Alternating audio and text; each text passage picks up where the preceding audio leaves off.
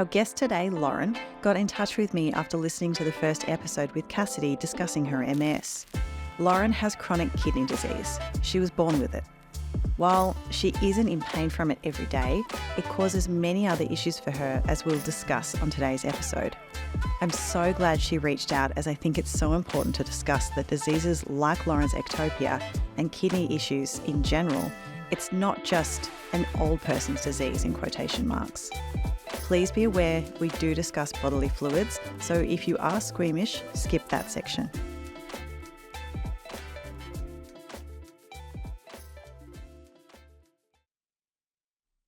Can you tell us when you found out that you actually had the cross-renal ectopia?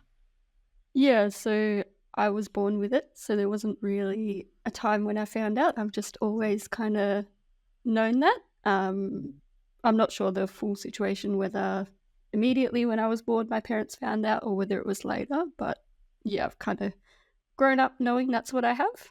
Can you explain why having both kidneys on one side actually causes an issue for the body? Well, I guess for me, because they're both on the one side, I'm going to get the pronunciation of this word wrong. Anatomically, in terms of anatomy, everything's kind of a bit twisted up, and that can, I guess, cause problems. So for me, a lot of my childhood, I got a lot of UTIs as a result of that. Because they're not ones like UTIs, you kind of have to just get through them. There's not really a huge amount you can do, is there? No, just pee in a cup. Yay. Yes. We all love doing that. Yes. And did the doctors know, did they say to your parents at any point, at some point they are going to actually sort of fuse together, which they ended up doing when you were 15, was it? Yeah, I think it's around 15. So when I was 15, I had a UTI as per usual and went to the doctors, got antibiotics, also had an ultrasound because that was something that was quite common. I would get an ultrasound just to check what's happening with the kidneys. And so on that ultrasound, I don't know if it was the sonographer or the doctor just noticed that they had fused together. Oh, okay. Yeah. That's pretty intense. But I think my mum said when I was born, one of the kidneys is like normal sized and one's a little bit smaller, and the doctors had kind of said the small one might just disappear. So I assume by what they meant by the disappear was what has happened, that it's fused to the other one. Wow. So does your body work as if you've now only got one? Kind of. Yeah, because they're fused, you can't really differentiate how they work as two individual kidneys, but they don't necessarily work as one either. Like, you can't tell the difference between the two. Oh dear. Okay. Yes. So like many of our guests, you look completely, totally healthy on the Thank you. outside. I know. Isn't that like a nice compliment these days? What are the symptoms that you're dealing with on a daily basis, even though you look healthy? Day to day, it's not a huge amount of symptoms, but the main one is fatigue. So going out in the evenings, I can feel quite tired, especially if I have to drive to a social gathering. And not necessarily day to day, but when I do have UTIs, that can be a thing as well. Yeah, so growing up, I had so many UTIs, I couldn't even count how many I've had in my life. Oh, no. Yeah, and so one indicator for them when I did have a UTI growing up would be that I'd have pain on the right side of my body where my kidney is, as well as like your usual symptoms for a UTI, painful going to the toilet. The joys of having a chronic illness and it changing over time. I now don't really have any symptoms when I have a UTI.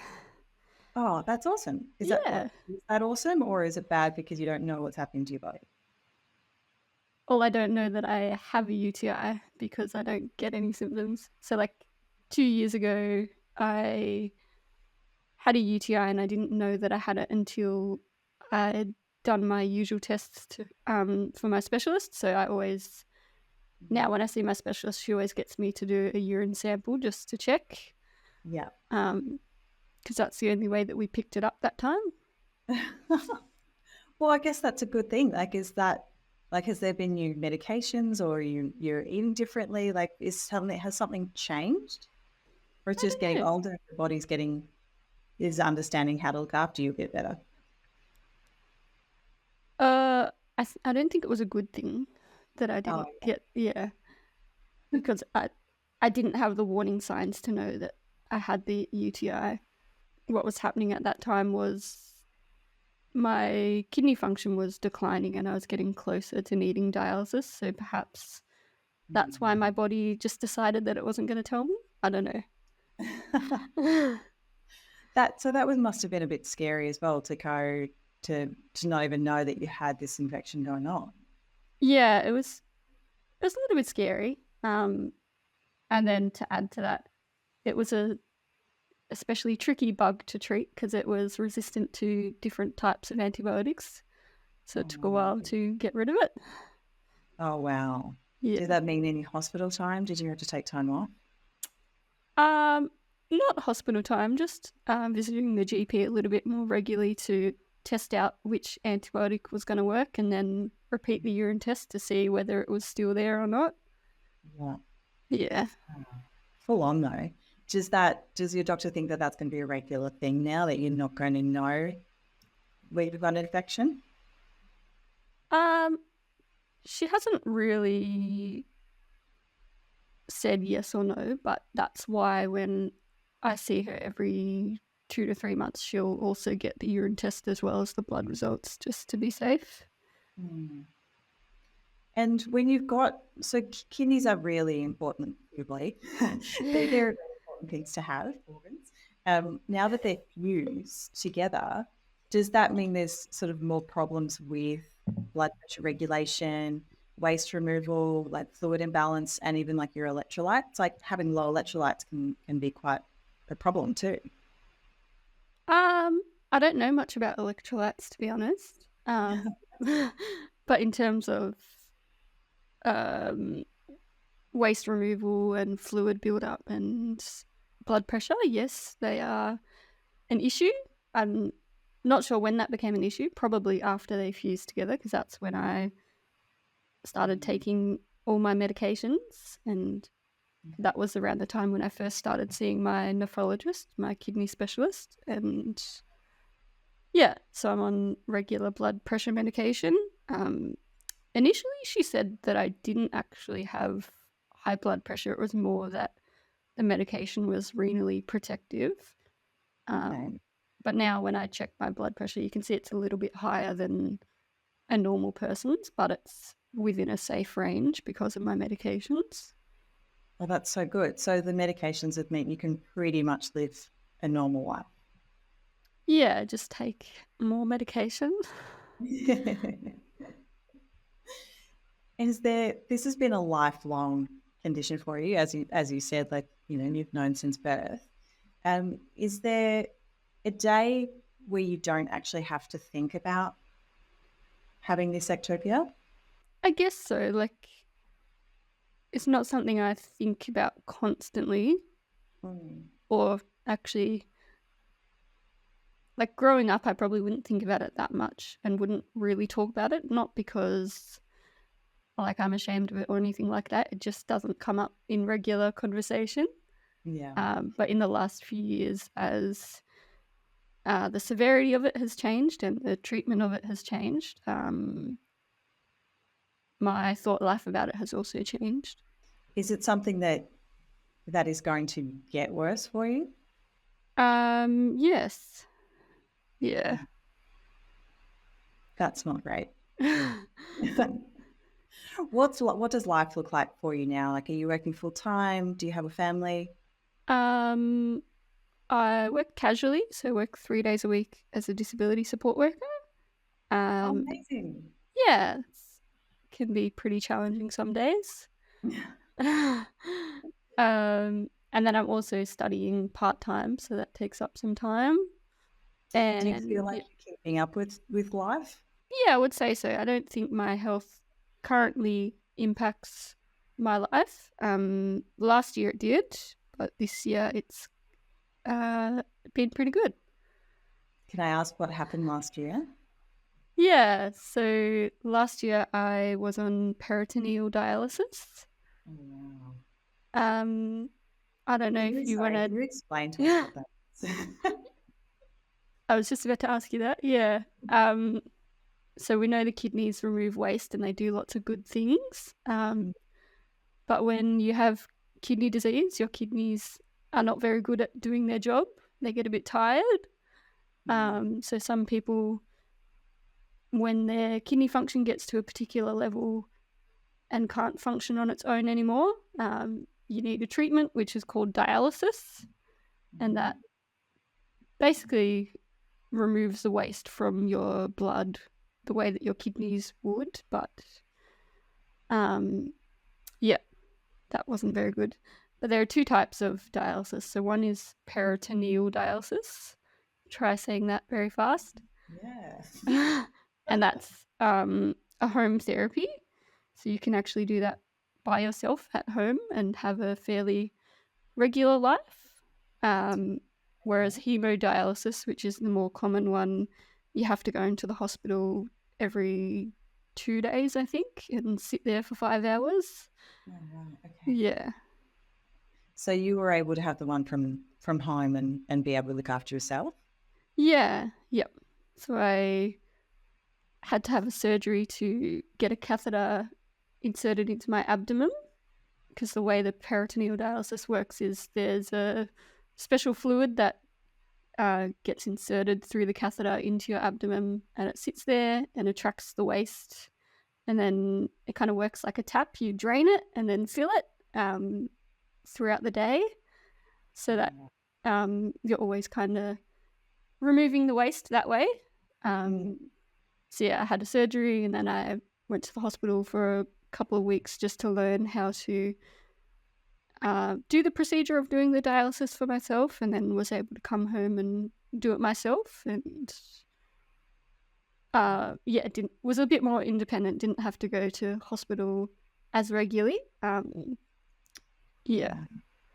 But that's still a really big thing to have to figure out and deal with as well. Yeah. Like being able to do it yourself is great, and not having to sort of have that hospital environment. But if we think about how many times, you go to the toilet in a day, like how often were you having to do the sort of clean out and waste removal?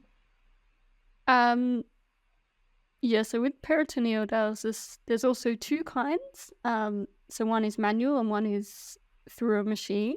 And so when I first learnt it, I was on the manual one, where you have to do it every 2 to 4 hours, 4 times a day. Oh, wow.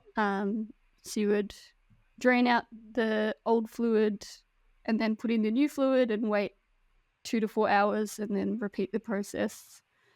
But then overnight there was a different fluid that you have in, so you don't have to do anything overnight. You can just sleep normally. I was about to say, I can't even imagine having to get up every 2 or 4 hours, except maybe for a baby, I don't know, but like to do that for yourself full on. So I'm glad you got the 8 hours sleep. Yeah. But then when I moved to the machine, it does I don't know if you can hear my cat in the background. Yeah, it's so cute. When I moved to the machine, it does the same process as what you're doing manually, but you don't really have to do anything. You set it up, you press a button, and then you can go to sleep. But for me, I don't know if it was the different sleep cycles, but I would wake up every 2 to 4 hours when the machine was changing cycle. So I didn't quite get the good sleep. I had a bit of a broken sleep. Oh, that's such a bad. Unfortunately. Sorry. I was so excited for you for a second there. Yeah, but I guess the good news is most patients who do peritoneal dialysis will have to do that every day. But once I moved to the machine, the nurses found out that the prescription that I needed wasn't as strong, so I could do it every second day. So I would have at least one good night's sleep every second night. Hmm. That's still a huge mental load, though, to have to sort of, have the surgery as well, have everything back and forth, and trying to figure out machine or manual or what type of dialysis. You must have been exhausted just trying to figure all of that out for yourself too. Yeah, a little bit. I think it's one thing that we don't really, we don't talk about a huge amount for chronic conditions, is that Mm. mental load as well. And while, you may not be in pain every single day, you've got, bigger things happening, as you said last year, with all of this dialysis. Do you find it sort of that waiting to potentially have to do this all over again, just that extra exhaustion? I wouldn't say it's extra exhausting thinking about potentially doing it all over again, but it is a little bit daunting now that I kind of last year I kind of put my life on hold. So studying a master's, and so last year I took a year off from that. But now that I'm kind of better, I've returned to it this year. But in the back of my mind is that thought of, well, what happens if my health goes down again? But I guess now that I have had the experience that I have and know that peritoneal dialysis has worked for me, I'm hoping that if I do need to go down that road, I kind of know what to expect and will hopefully be able to do that so that there's less disruption while I try and finish things off that I want to do this year. Well, we don't want it to stop you. Did the doctors have an idea of, is this going to be potentially something that will happen sort of every 5 years, or is it just going to depend on UTIs and infections and things like that?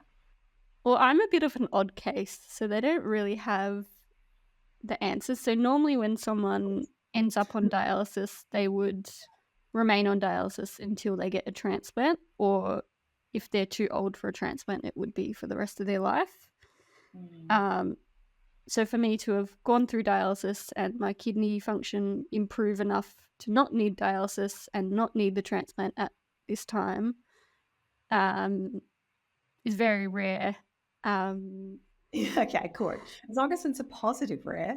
Yeah, it's just I guess it's just a matter of watch and see. So my what would you say? My regular routine would be to see my kidney specialist every 2 to 3 months and kind of look at those blood test results, see what my kidney function is, and then kind of make a decision from there what to do, whether we continue how we're going and just keep checking up, or whether we need to start having those discussions about preparing for dialysis again.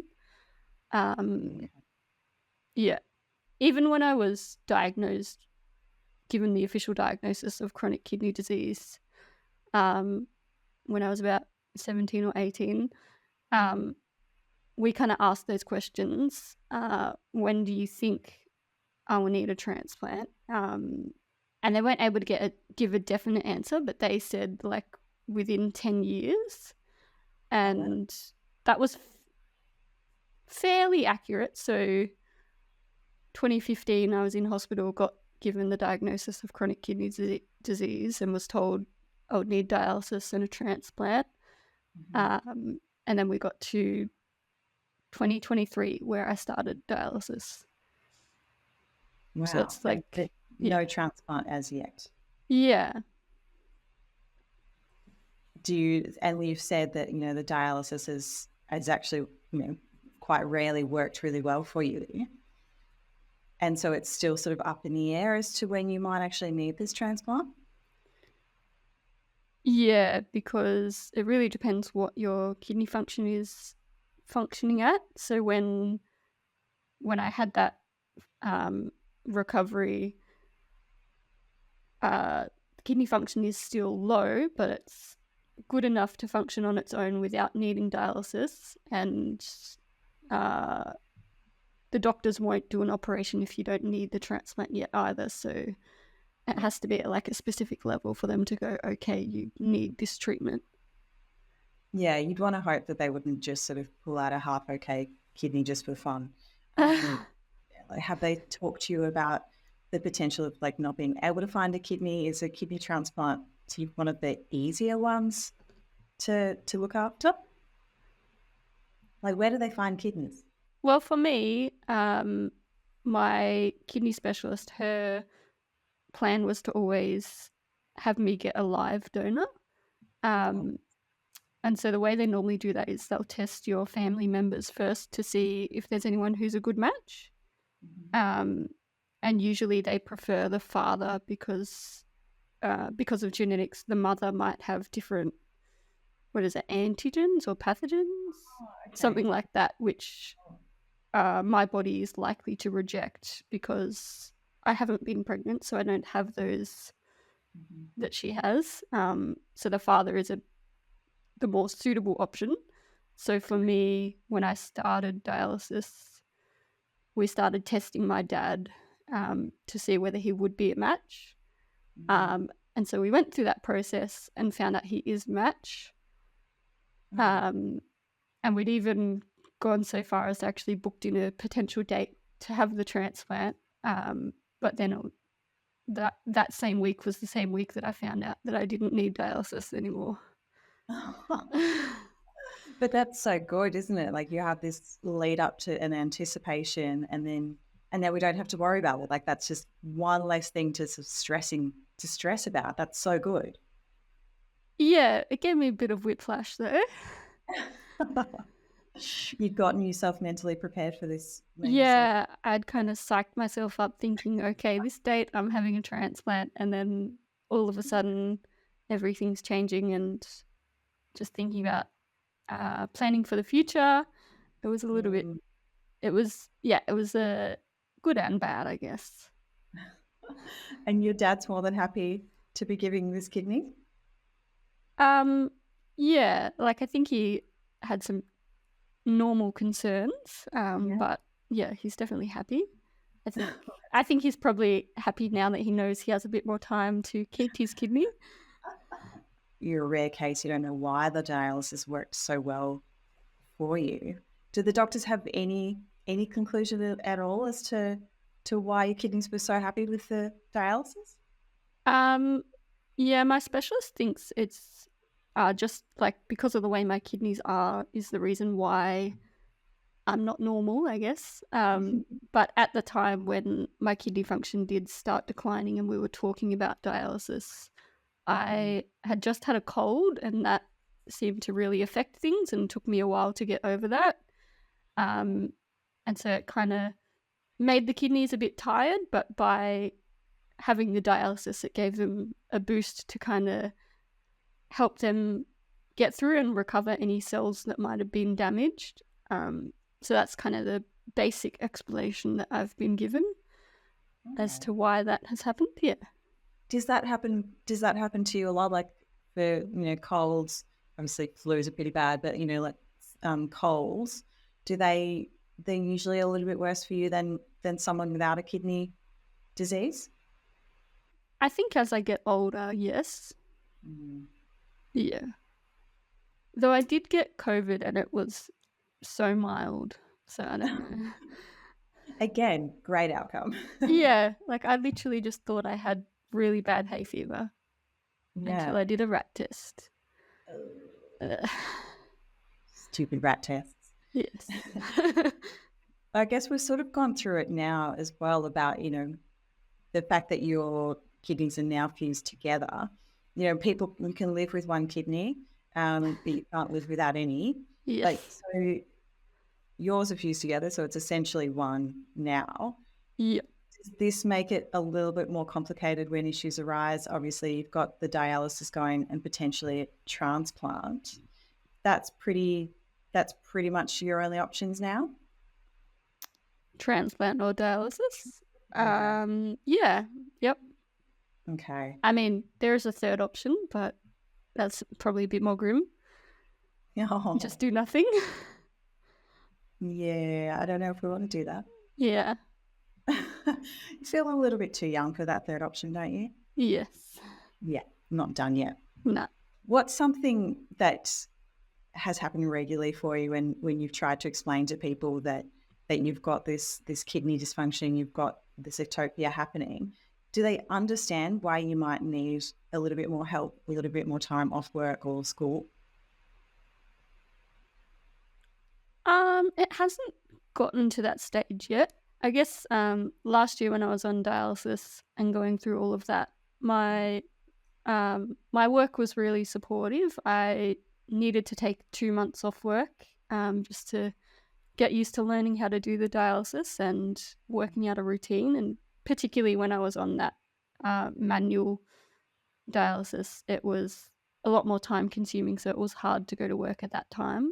Yeah. So I waited until I was on the machine. And yeah, my boss was super supportive about it.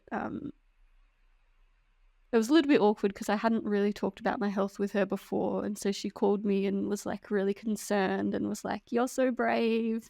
Oh. Um, yeah.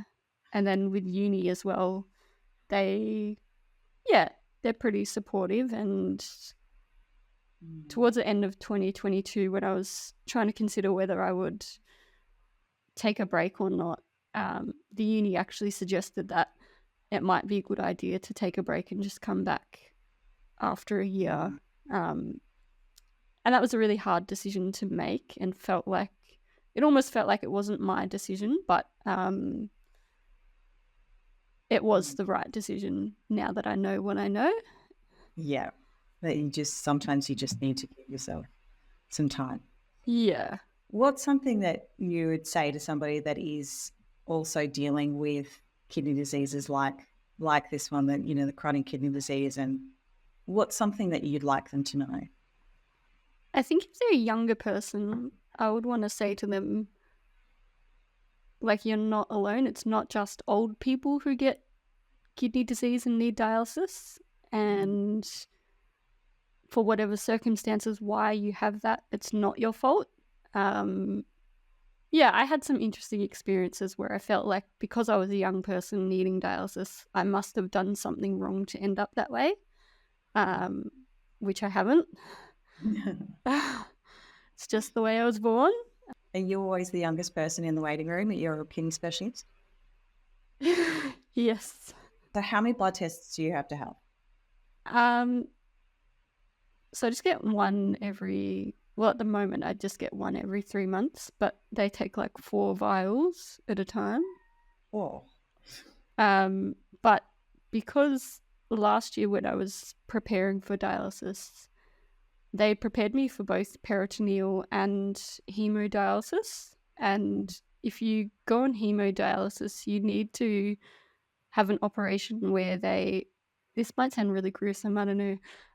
They make what's called a fistula, where they join your artery and your vein together so that when they put the needle in your arm and you're sitting there having your blood filtered out, so your vein doesn't collapse, basically. So I had a fistula made. They connected the vein and the artery in one of my arms, and it doesn't work. So I've had this operation and it didn't even work, and now I can't use this arm for blood tests or anything, which is really frustrating because it's my good blood arm. So whenever I go and get blood tests now, I have my bad blood arm and have had some joyful experiences with that. Oh my gosh. Oh, is that it's bad because you just cannot find a vein to save themselves? Yeah, it's pretty hard. Like, there is one vein that they can find, but apparently it's a bit wiggly. So, like, you press on it and then it moves. Oh, all of the joys. Yeah. Why didn't the fistula work? Because the artery was just too small. So apparently women have smaller veins than men. They did, like, before they make the fistula, they do vein mapping. So they do an ultrasound looking at all your veins to see which is going to be the best ones to use. And so they've created it in is it your forearm that's the lower arm towards near your wrist? Yeah, the forearm. Yeah. So they've created it there. And I think it worked for like maybe 24 hours and then it just died. And the surgeon said, like, he kind of expected that would happen because the vein was too small.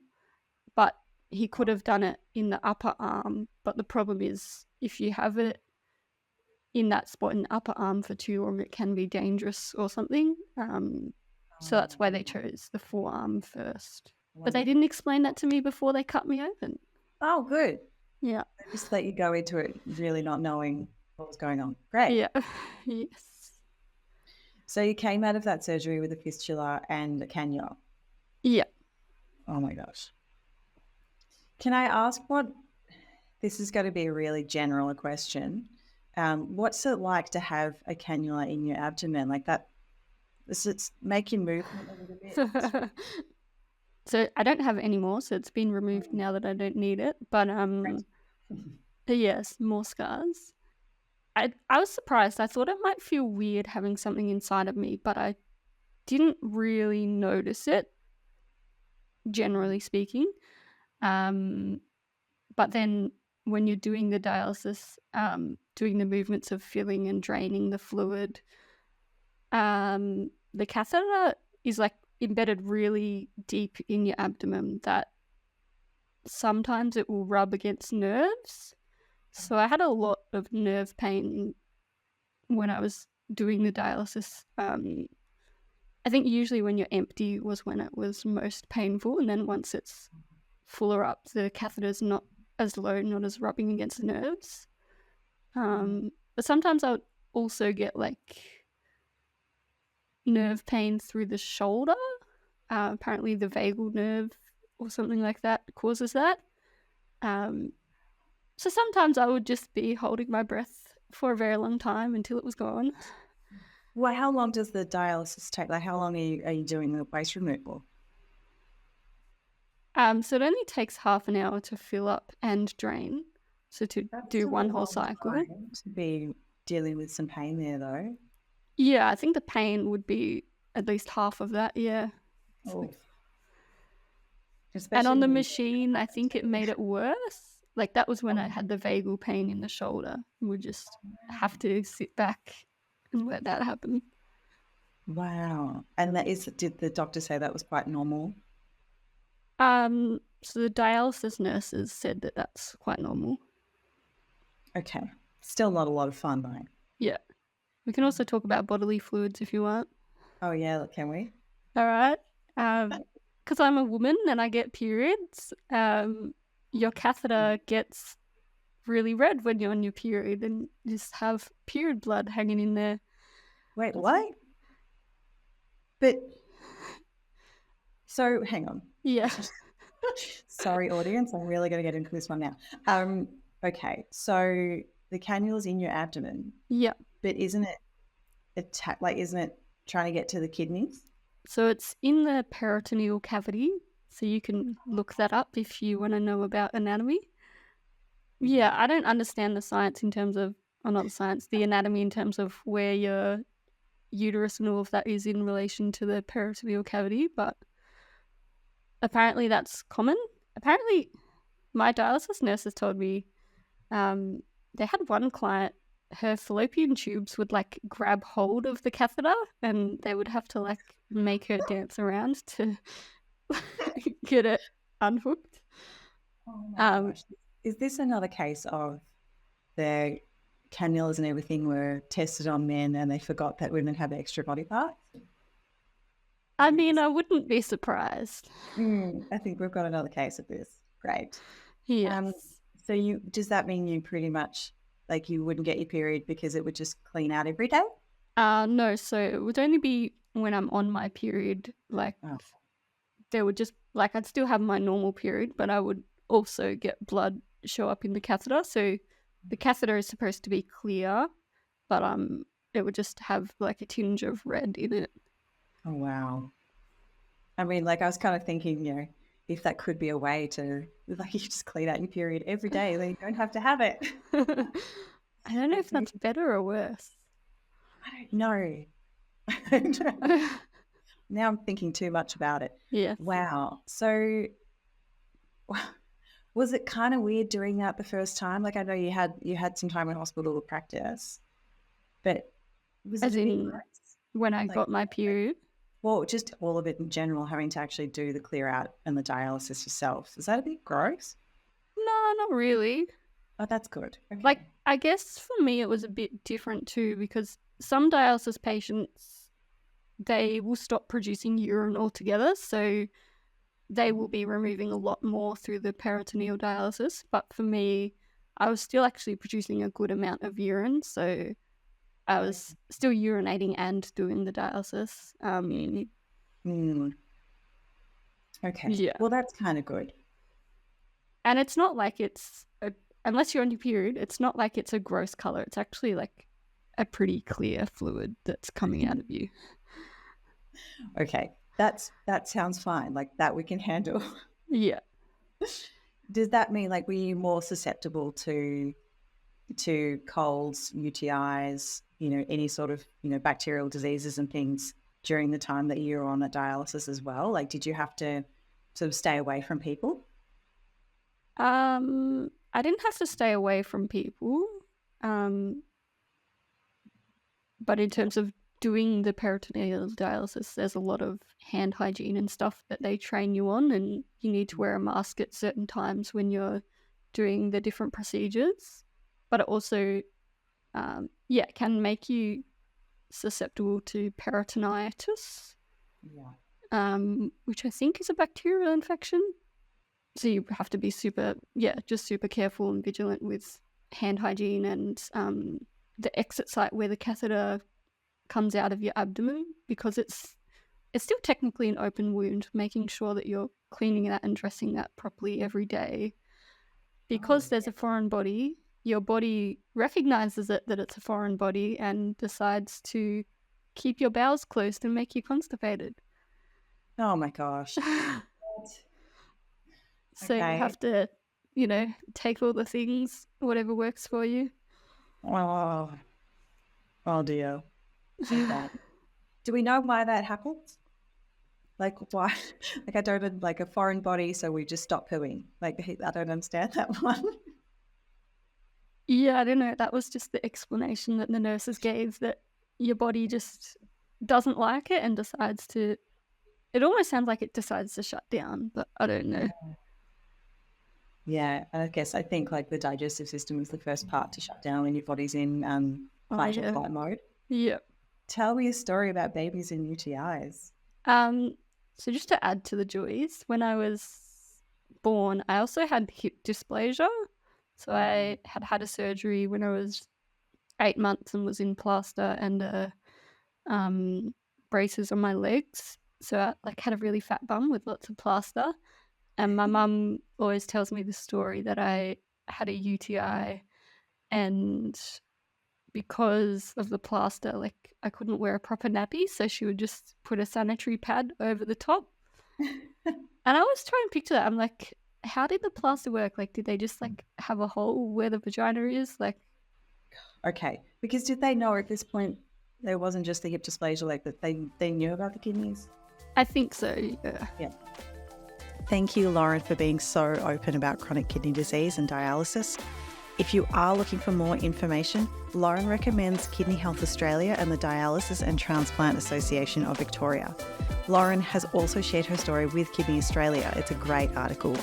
All links are in the show notes. If you like us, please follow us on Spotify or Apple Podcasts, and of course across your social media on Instagram at Chronic Combos Podcast and TikTok chronic.combos. This podcast is recorded on Wadawurrung country.